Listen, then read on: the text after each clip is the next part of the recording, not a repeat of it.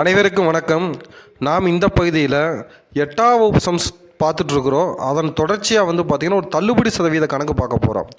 ஒரு பொருளின் மீது வழங்கப்படும் இரு தொடர் தள்ளுபடிகள் முறையே 25% மற்றும் 20% எனில் இதற்கு நிகரான ஒரே சமான தள்ளுபடி சதவீதத்தை காண்க. அதாவது ஒரு பொருளின் மீது வழங்கப்படும் இரு தொடர் தள்ளுபடிகள், அதாவது 2 தொடர் தள்ளுபடிகள் A% மற்றும் B% கொடுக்கப்பட்டால், நல்லா கவனிச்சுக்க. போன கணக்கு இதே போல தான் பார்த்தோம். இதையும் பாருங்கள். 2 தொடர் தள்ளுபடிகள் A% மற்றும் B% கொடுக்கப்பட்டால் விற்பனை விலைக்கான ஒரு ஃபார்முலா இருக்குது, ஷார்ட்கட் ஃபார்முலா இருக்குது. அதை பயன்படுத்தி நம்ம போடலாம். நல்லா கவனிச்சுங்க. விற்பனை விலை ஈக்குவல் டு 1 - A/100 இன்ட்டு ஏங்க AB அப்படின்னு வைக்கிறோம் அப்படின்னா 2 கொடுத்துட்றாங்க, இரு தொடர் தள்ளுபடிகள். அதனால் 1A 1B. 1 - A/100 into 1 - B/100 into குறித்த விலை. இதுதான் ஃபார்முலாங்க.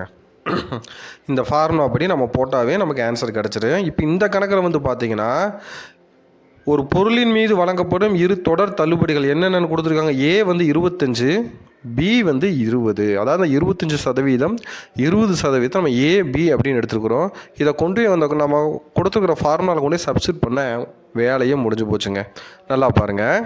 ஃபஸ்ட்டு ஏக்கு பதிலாக 25ன்னு போடணும், பிக்கு பதிலாக என்னென்னு போடணும் 20 அப்படின்னு போடணும். இப்போ ஃபஸ்ட்டு ப்ராக்கெட்டில் 1 - 25/100 இன்ட்டு 1 - 20/100 இன்ட்டு குறித்த விலை. இங்கே குறித்த விலை எவ்வளோ அப்படின்னா 100. குறித்த விலை எவ்வளோ 100. சரி பாருங்கள், இதை எல்சிஎம் எடுக்கலாங்களா? குறுக்கு பெருக்கல் பண்ணால் 100 - 25/100 இன்ட்டு 100 - 20/100 இன்ட்டு 100. இப்போ பாருங்கள், 100லேருந்து 25 கழிச்சா 75 கிடைக்கும். இந்த 100லேருந்து 20 கழிச்சா 80 கிடைக்கும். இன்ட்டு 100.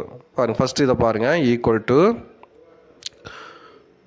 100, 100லேருந்து 25 கழிச்சா 75/100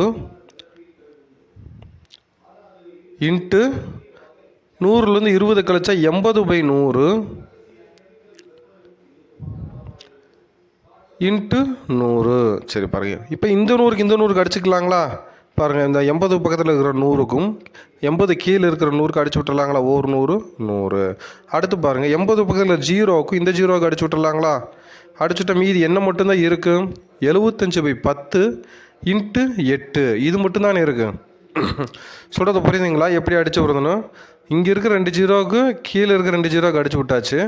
8க்கு பக்கம் இருக்கிற 0க்கு கீழே இருக்கிற 100க்கு ஒரு 0க்கு அடிச்சு விட்டாச்சு. மீதி என்னது இருக்குது? 75/10 இன்ட்டு 8.